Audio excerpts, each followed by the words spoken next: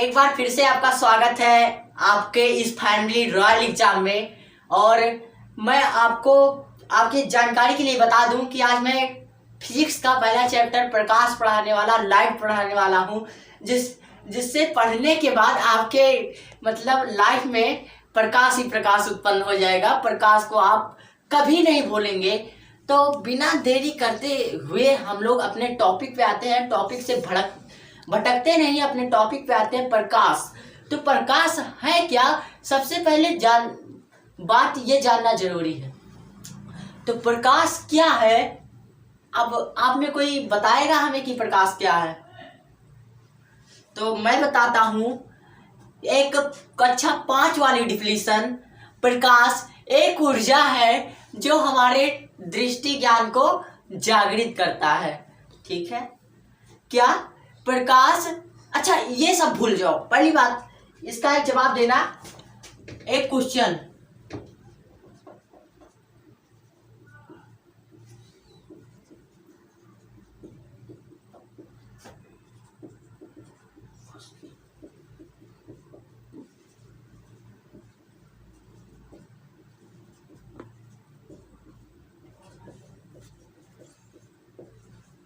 तो लिखा क्या है आप लोग समझ रहे होंगे कि आपको सभी वस्तुएं दिखाई कब पड़ती हैं? बताइएगा, ये खोजिए जरा, आप अपने माइंड से बताइए कि हमें दिखाई कब पड़ता है। ऐसा होता क्यों है? कहें हम केवल जब दिन होता तभी कहें देख पाते हैं? जब रात होती है तो हम रात में क्यों नहीं देख पाते? दिखना चाहिए ना। अगर कोई कारण नहीं है तो दिन में भी देखना दिखाई पड़ना चाहिए और रात में भी दिखाई पड़ना चाहिए। ऐसा संभव है ना, ये जरूरी है।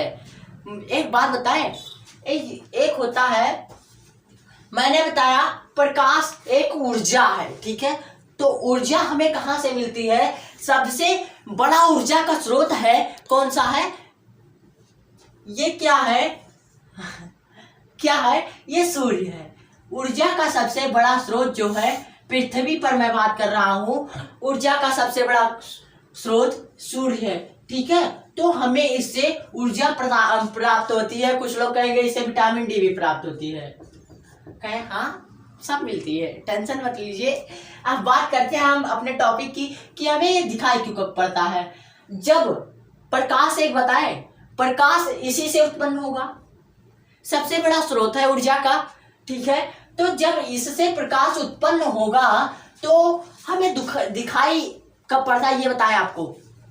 देखिए प्रकाश, हाँ, जब सूर्य की प्रकाश हमारे आंखों तक पहुंचती, ये देखिए, अरे आंख बना दे भाई। चलिए, एक आदमी ये बन गया और इसकी 2 बड़ी बड़ी आंखें होगी, ये सब ठीक है ना। अब ये सूर्य मान लीजिए, ये सूर्य है। ठीक है, अब दिखाई कब पड़ता है? हमको रात में भी दिखाई पड़ना चाहिए, दिन में भी दिखाई पड़ना चाहिए, लेकिन हमको रात में नहीं दिखाई पड़ता, दिन में दिखाई पड़ता है। क्योंकि दिन में जो सूर्य है, सूर्य का प्रकाश जो है, या प्रकाश जो है, हमारी आंखों तक पहुंचता है। जब हमारे आंखों तक पहुंचेगा तभी हमारे आंख के जो रेटिना होता है, आप सब सुने होंगे कि हमारे जो प्रतिबिंब बनता है वो रेटिना पर ही बनता है, तभी हमें दिखाई पड़ता है। और प्रतिबिंब रेटिना पर बनता क्यों है ये बता दे। जब प्रकाश, सूर्य या प्रकाश आएगी, जब प्रकाश की किरण आएगी आपके आंखों तक जाएगी तभी हमें दिखाई पड़ेगा। ठीक है, तो जब अब हम बात करते हैं दिन में क्यों दिखाई पड़ता और रात में क्यों दिखाई पड़ता, नहीं दिखाई पड़ता। तो दिन में सूर्य भगवान चक्कर लगाते हुए, ये पूरब है तो ये मान लीजिए ये पश्चिम, ये ऐसे आएंगे। ठीक है, तो ये पश्चिम है। जब यहाँ पे आते हैं तो ये डूब जाते हैं, तो कोई प्रकाश मतलब उत्पन्न नहीं होता, तो हमें रात में दिखाई नहीं पड़ता। अब ये मत कहिएगा कि जब लाइट आती है तब दिखाई पड़ती हो, तो प्रकाश आ गई ना। ठीक है, समझ में आया ना कि कैसे में दिखाई पड़ता है? जब सूर्य से, देखिए वस्तु, एक मान लीजिए हम कोई वस्तु देखना चाहते हैं। ठीक है, दूसरा एग्जाम्पल, कोई वस्तु है, ये मान लीजिए मेरी एक किताब है। ठीक है, मेरी एक किताब है, ये आप हैं, ये आप हैं। ठीक है। अब लाइट चली गई, जैसे घर में पहुंचे आप, लाइट चली गई, अब कैसे दिखेगा? मान लीजिए लाइट आ गई, ठीक है, ये फिलामेंट है जो समझ लीजिए, लाइट आ गई। अब लाइट की प्रकाश जो है इस वस्तु पर पड़ेगा, इस वस्तु से जाके हमारे आंख तक जाएगा, तब ये हमें दिखाई पड़ेगा। यानी कि इसकी प्रकाश किरण इस वस्तु पर पड़ी और वस्तु से पड़ने के बाद हमारे आंख तक गई, तब हमें ये वस्तु दिखाई दिया, ठीक है। तो एक बात करते हैं, हम अपने परिभाषा का प्रूव कर सकते हैं कि प्रकाश एक ऊर्जा है जो हमारे दृष्टि ज्ञान को जागृत करता है। प्रूव किया हमने, कैसे प्रूव किया? जब को मान लीजिए कोई वस्तु देखना चाहते हैं तो प्रकाश की किरण पहले उस पे आएगी, उसके बाद आपके आंख तक जाएगी, तत्पश्चात हमें ये दिखाई पड़ेगा, ठीक है। इतना समझ में आया।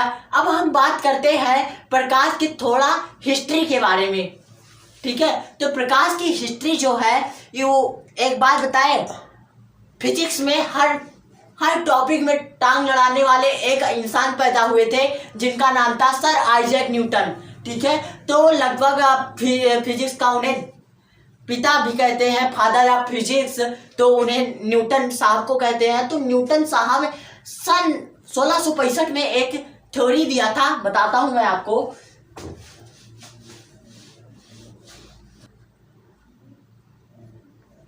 अब बात करते हैं, हम न्यूटन साहब कुछ सिद्धांत दिए थे या टांग लड़ाए थे, कुछ भी कह सकते हैं। तो बात करते हैं न्यूटन साहब की। तो न्यूटन साहब जो हैं, ठीक है, वो 1665 में, ठीक है, एक थ्योरी दिया जिसका नाम था न्यूटन कार्पसल थ्योरी।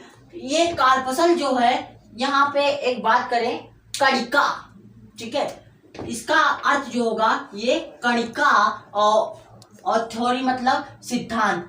न्यूटन का कणिका सिद्धांत दिया और इसमें कॉन्सिडर यानी कि माना, हाइपोथेटिकल यानी कि काल्पनिक, ठीक है, काल्पनिक, मीडियम माध्यम, और इसका एक काल्पनिक माध्यम माना और जिसे इन्होंने ईथर नाम बताया। अब केमिस्ट्री वाला ईथर मत पूछिएगा, ठीक है, क्योंकि वहां पे पहुंच जाएंगे तो दिक्कत हो जाए। केमिस्ट्री का ईथर अलग है और फिजिक्स का ईथर अलग है। यहाँ पे मैं ईथर की बात नहीं करूंगा क्योंकि यहाँ पर ही इनका सिद्धांत फेल हो गया था। बात करते हैं हम, देखिए न्यूटन साहब ने 1665 में ये सिद्धांत दिया था, न्यूटन कणिका सिद्धांत, ठीक है, और जिसे एक काल्पनिक रेखा मानते हुए, ठीक है, काल्पनिक माध्यम यानी कि जिसकी कोई कल्पना ही नहीं कर सकते, ठीक है, उस माध्यम को मानते हुए उसे उन्होंने एक माध्यम का नाम बताया जिसका नाम था ईथर, ठीक है। तो इनका, अब एक बात बताएं, फिर ये प्रकाश के 5 गुण हैं, 5 भाग हैं, ठीक है, 5 भाग हैं। तो ये एक बात करते हैं हम,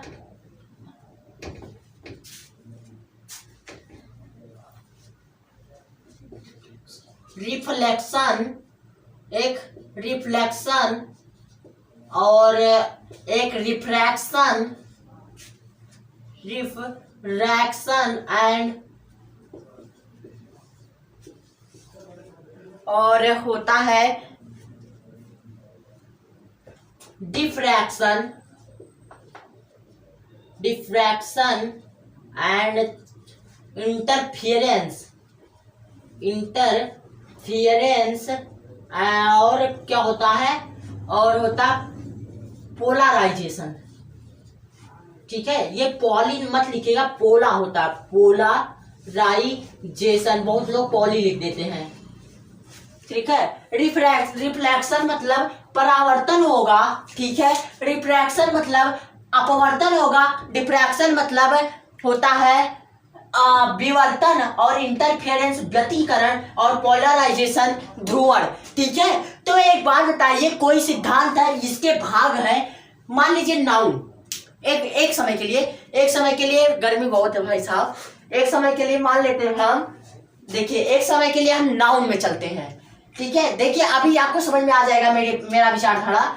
देखिए एक समय में नाउन की तरफ चलता हूं, ठीक है। तो देखिए नाउन के 5 भाग हैं, proper noun, common noun, collective noun, abstract noun और मटेरियल नाउन, ठीक है।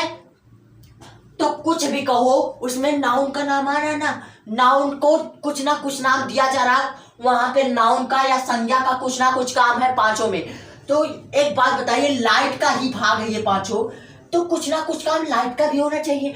तो इन्होंने जो न्यूटन साहब ने जो सिद्धांत दिया वो केवल एक ही को फॉलो कर रहा था, रिफ्लेक्शन को। यानी कि अगर वो इनका सिद्धांत सही है तो ये पांचों फॉलो करना चाहिए, ठीक है। लेकिन इनका केवल रिफ्लेक्शन वाला ही, परावर्तन वाला फॉलो कर रहा था, इसलिए इनका सिद्धांत गलत माना गया, ठीक है। अब बात करते हैं हम, एक बहुत बड़े वैज्ञानिक थे जिनका नाम था हाइगेन, ठीक है, हाइगेन साहब। एक बात बताएं इनके बारे में, आपको शायद 12 में पढ़ने के लिए मिल सकता है। हाइगेन थ्योरी बहुत खतरनाक थ्योरी है, ठीक है। तो ये मिलेगा, मैं यहाँ पे थोड़ा सा बात करता हूँ इनका। तो ये 1679 में आए थे, ठीक है। और इन्होंने बताया था जो प्रकाश है एक यांत्रिक ऊर्जा, light is a mechanical wave, यानी कि यांत्रिक तरंग है। तो ठीक है, एक बात बताए इनके, और थोड़ा सा इसे हम मिटाते हैं, इनके ये आए थे 1665 में और ये आए थे 1679 में, ठीक है। हाइगेन साहब, HUYGENS, हाइगेन्स लॉ, हाइगेन्स लॉ आप उसमें पढ़ेंगे, ये थ्योरी है, ठीक है, ये थ्योरी है। एक बात बताएं, ये 14 साल के बाद आए थे हाइगेन साहब, ठीक है। तो हाइगेन साहब ने बताया लाइट इज अ लाइट, ये लाइट लिखा है हमने, ठीक है, सर की स्टाइल में लिखा हूं, light is a mechanical, CHANICA, mechanical wave, ठीक है, प्रकाश एक यांत्रिक तरंग है। तो एक बात बताइए, ये 20 साल से पहले, यानी कि 20 साल 30 साल जो मान लीजिए पहले से ये फिजिक्स के ज्ञाता बने बैठे थे, और ये जब आए, ये बच्चे थे उनके सामने, तो इनकी थ्योरी कोई मानेगा? इनकी थ्योरी किसी ने नहीं माना, और इनको लात वात मार के भगा दिया, कहीं पे रो रहे थे, ठीक है। लेकिन इनके बाद एक बहुत भयानक मतलब बहुत भयानक व्यक्ति का जन्म हुआ जिनका नाम था फौकाल्ट। ये आए एकदम भौकाल मचा के रख दिए, ठीक है। तो इनका भौकाल क्या था? हाइगेन थ्योरी मैकेनिकल वेव है, ये इन्होंने बताया लोगों को, तो लोगों ने हाइगेन साहब को मार पीट के जंगलों में भेज दिया, जाओ भैया तुम आप सन्यास बन जाओ और कोई काम तुम्हारा नहीं है, क्योंकि न्यूटन सर जो थे इनकी नजर में अपना जगह बना चुके थे, ठीक है। अब बात करते हैं हम फौकाल्ट साहब की, जो भौकाल मचा के रख दिए थे। भौकाल क्या मचाए थे, एक बार बात करते हैं हम फौकाल्ट साहब की, तो देखते हैं, मिटा दे, देखिए अगर कुछ उतारना हो तो उतार लीजिए।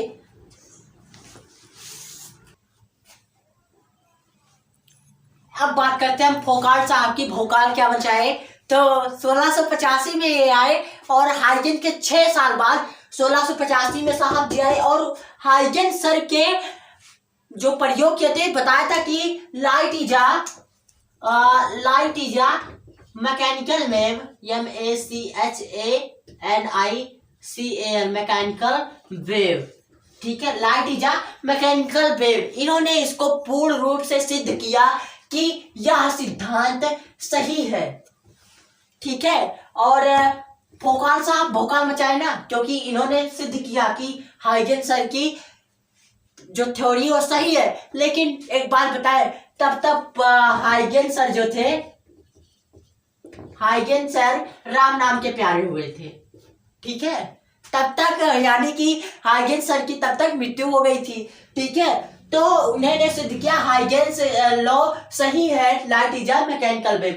अब बात करते हैं फौकाल्ट साहब और भौकाल क्या मचाए, तो और भौकाल मचाए थे। तो रेलगाड़ी जो होता है, रेलगाड़ी में एक बात बताएं, रेलगाड़ी में लगभग 43 डिब्बे होते हैं, ठीक है। 43 डिब्बे को रोकना कोई आसान बात नहीं है। चलती हुई गाड़ी 1500-2000 किलोमीटर प्रति घंटे की स्पीड से लगभग चलती है, ठीक है। तो यानी कि बहुत चलती है रेलगाड़ी, आपके समय में लगभग 7 से 800 किलोमीटर प्रति घंटा की स्पीड से चलती है।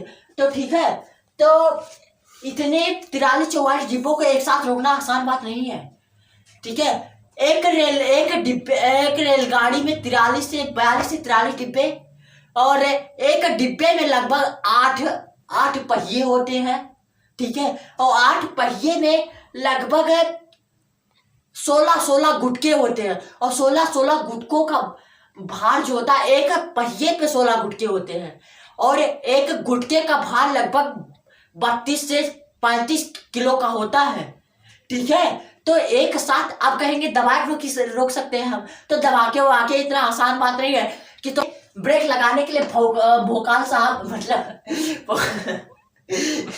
हंसी आ रहे, भोकाल साहब भोकाल मचाए, क्या वो भोकाल मचाए कि रेलगाड़ी को हम कहीं भी रोक सकते हैं आराम से, ठीक है। तो एक रेलगाड़ी को रोकने की विधि बताई इन्होंने, और भंवर धारा के बारे में बताया, ठीक है। अब बात करते हैं हम, लेकिन अब एक बात और बता दे कि ये लाइट प्रूव करने के चक्कर में ये फिजिक्स नहीं केमिस्ट्री बन चुका है, ठीक है। न्यूटन के बाद कौन आया? हाइगेल। अब आया फोकाल साहब। अभी कोई नहीं बता पाया कि एकदम सही है, इनकी भी थ्योरी गलत, और ये जो बताए थे ये दोनों सही है, लेकिन इन्होंने जो बताया था कि हाइगेल की थ्योरी सही है, ये भी गलत। बताइए क्यों? हम बताते हैं, क्योंकि हाइगेल की थ्योरी जो थी केवल परावर्तन और अपवर्तन के नियमों का ही फॉलो कर रहा था, क्योंकि पता चल गया ना, फॉलो करना चाहिए उसे 5 नियमों का, अपवर्तन, परावर्तन, ध्रुवण, वृत्तकरण और विवर्तन, 5 का फॉलो करना चाहिए इसे। लेकिन फॉलो कितने का कर रहा था? 2 नियमों को, अपवर्तन और परावर्तन का, ठीक है। लेकिन एक अमेजिंग बात यह है कि ये थ्योरी गलत होते हुए भी 100 सालों तक चला, ठीक है। ये यानी कि 1685 में इन्होंने बताया, 1985 तक लगभग चला ये वाला, ठीक है। उसके बाद 1985 के बाद शायद 1986 में एक बहुत भयानक वैज्ञानिक आए, YDSC, यानी कि YDSC थ्योरी दिया, जिनका नाम है यंग थॉमस, ठीक है। यंग थॉमस, देखिए इनका नाम भी कितना अच्छा है, यंग थॉमस। वो बुढ़े भी हो जाए तो हमेशा यंग ही रहेंगे, यानी कि आप समझ सकते हैं आप, ठीक है। तो अब हम बात करते हैं यंग थॉमस सर की। तो यंग थॉमस ये आए थे लगभग 1985 के बाद, मुझे डेट नहीं क्लियर है, और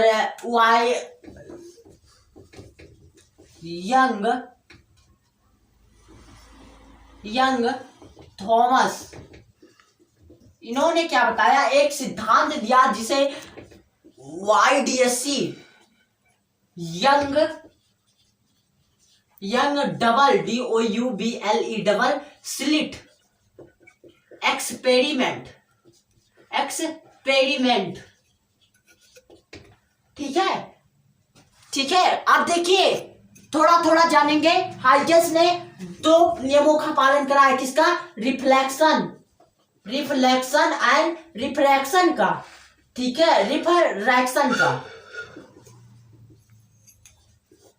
ठीक है। इसके 2 नियम को फॉलो कराया। अब यंग थॉमस का काम था कि डबल स्लिट एक्सपेरिमेंट है क्या?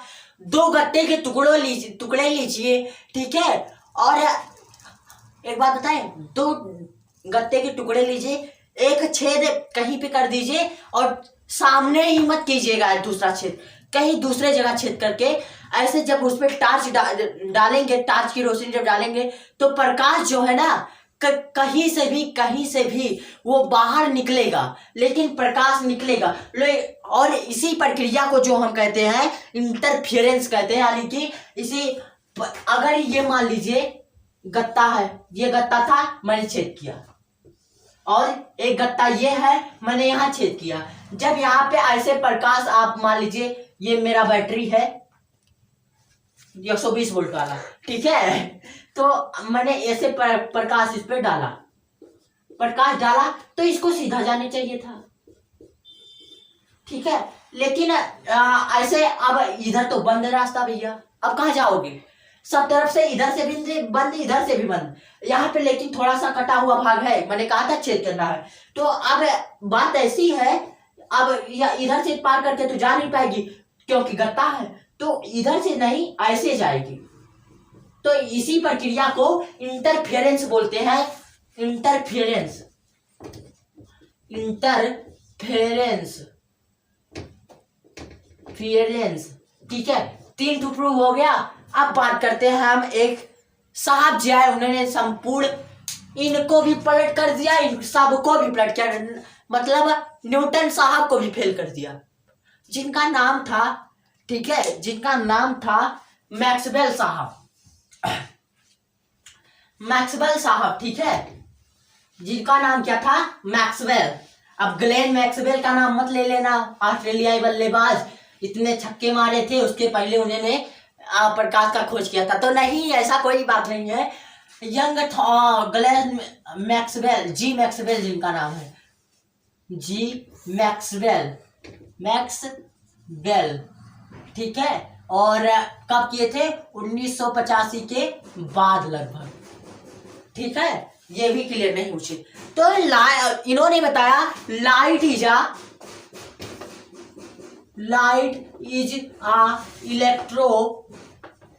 Electromagnetic wave. अब बात करते हैं भैया, ये क्या है? तो लाइट एक जो है ना, लाइट जो है एक विद्युत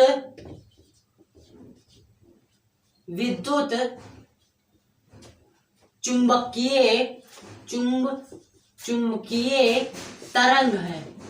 अब जब तरंग है तो इसकी तरंग दैर्घ्य भी कुछ होता होगा, तो इसका वेवलेंथ जो है, तरंग दैर्घ्य जो है, वेवलेंथ जो 38 से 3800 एंगस्ट्राम से 7800 एंगस्ट्राम है। तो बात करते हैं, देखिए लाइट इज इलेक्ट्रोमैग्नेटिक वेव, किन्होंने सिद्ध किया ना, बोलो ना, अपना ही पटाखा मार के। तो लाइट इज इलेक्ट्रोमैग्नेटिक वेव, ठीक है। तो जिसका वेव है तो इसका वेवलेंथ भी होना चाहिए, तो वेवलेंथ जो है इसका 3800 एंगस्ट्राम से 7800 एंगस्ट्राम है। अब बात करते हैं हम एंगस्ट्राम की, थोड़ी बात कर लेते हैं। तो एक एंगस्ट्राम में 10⁻⁷ m होता है मीटर, ठीक है, ठीक। तो अब देखिए वेवलेंथ हो गया, और किन्होंने इसकी लाइट की खोज किसने की? तो बताएंगे जी मैक्सवेल साहब। कब? 1985 के बाद। और क्या बताया इन्होंने, क्या है लाइट? तो लाइट एक विद्युत चुंबकीय तरंग है, जिसका तरंग दैर्घ्य 3800 एंगस्ट्राम से 7800 एंगस्ट्राम है, और एक एंगस्ट्राम में 10⁻⁷ m सेंटीमीटर, चाहे जो लिख दो, ठीक है। अब बात करते हैं 3800 एंगस्ट्राम और 7800 एंगस्ट्राम की थोड़ी सी। तो हम देखिए, हम सोचते हैं ना, कोई आपको इतना कोई बताएगा नहीं, सब बताएंगे प्रकाश एक विद्युत चुंबकीय तरंग है, उसके बाद आगे पढ़ाएंगे हाँ भैया दर्पण चालू करो और 5 मिनट में चैप्टर पूरा खत्म। तो हम ऐसा करने वाले नहीं हैं, ठीक है। पूरा हम चाहते हैं कि आप संपूर्ण जानकार हो। अब बात करते हैं हम, जब ये वेवलेंथ है, मतलब वेव है तो वेवलेंथ है, तो वेवलेंथ को हम किससे प्रदर्शित करते हैं? लेम्डा,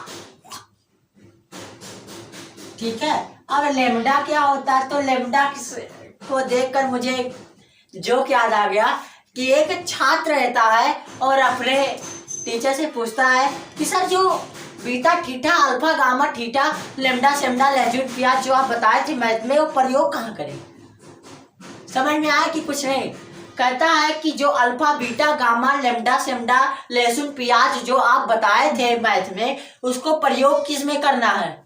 तो ठीक है, इसे आगे रहते दे, तो लेम्डा से प्रयोग करते हैं, और लेम्डा से ठीक है, लेमडा से, ठीक है, 3800, लेमडा से 3800। देखिए ये विजिबल रेट सीधी सी बात जा रही है, 3800 से ना, 3800 से नीचे, 3800 से नीचे को हम UVR, अल्ट्रा वायलेट रेंज बोलते हैं, ठीक है, इसे हम देख नहीं सकते। और जो 7800 से ऊपर है उसे IR रेंज बोलते हैं, ठीक है, और इसे UV रेंज बोलते हैं, UV रेंज, यानी कि इंफ्रा